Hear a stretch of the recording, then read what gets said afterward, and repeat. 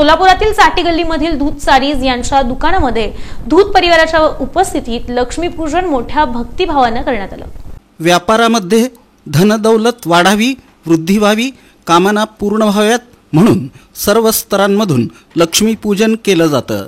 लक्ष्मी जर प्रसन्न झाली तर त्या कुटुंबाला काहीही कमी पडत नाही, म्हणून हा लक्ष्मीपूजनाचा कार्यक्रम केला जातो असं मत पुरुषोत्तम धूत यांनी व्यक्त केलं।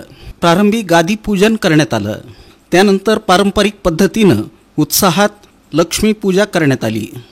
नंदकिशोर रामकिशन धूत सारीज या दुकानात नंदकिशोर धूत यांच्या हस्ते लक्ष्मीपूजन करण्यात आलं।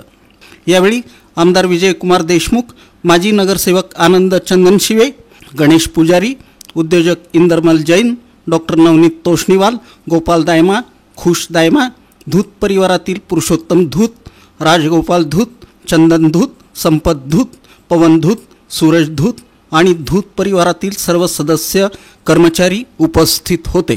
सोलार, त्यानंतर साडी आणि जुनं दुकान हँडलूमचं ह्या एका ठिकाणी सर्व पूजा होत असती। महाकाली, महालक्ष्मी, महासरस्वती ही त्रिगुणात्मक देवता मानलेली आहे आणि त्या जोडीला कुबेर या सगळ्यांचं पूजन आम्ही करत असतो। या तिन्ही दृष्टीनं आपण हे पूजा करत असतो। आज आम्ही इथं हे पूजन आजच्या शुभमुहूर्तावरती गोरजमलावरती आज संपन्न झालेलं आहे।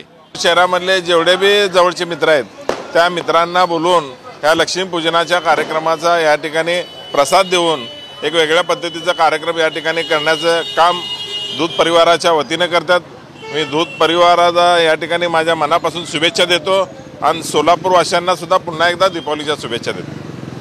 पुरुषोत्तम धूत सर्व महाराष्ट्राच्या नागरिकांना आवाहन करतो, दिवाळीची त्यांना शुभेच्छा देतो व आता गादी पूजा झालेली आहे, संध्याकाळी लक्ष्मीपूजन आहे, सर्वांना दिवाळीची शुभेच्छा देतो। जे आहे ते सोलर, नंतर श्री धूत सारी, नंदकिशोर रामकिशन धूत अशा सर्व फर्मच्या वतीने एका ठिकाणी दरवर्षी परंपरेनं मोठे शिर्जे असल्यापासून पूजन चालू आहे। या गादीचा म्हणजे या जागेचा दुकानाचा मालक प्रत्यक्ष भगवंत बालाजी श्रीहरी असून त्याच्या कृपेनुसार आम्ही फक्त दुकान चालवत आहे आणि मूळ मालक हा बालाजीच आहे अशी भावना करून आपण त्या बालाजी करता गादीची स्थापना आपण इथे केलेली आहे आणि त्यानंतर त्याच्या कृपेमुळे आणि त्यांनी सद्बुद्धी देऊन आपल्याला चांगल्या व्यापारामध्ये हुशार करावून आपण भगवंताची प्रार्थना केलेली आहे।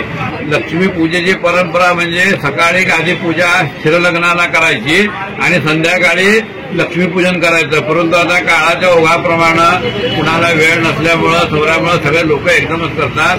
काही ठराविक लोक या सोलापुरामध्ये की ते दरवर्षी दोन्ही पूजा वेगळ्या करतात, त्यापैकी हे दुकान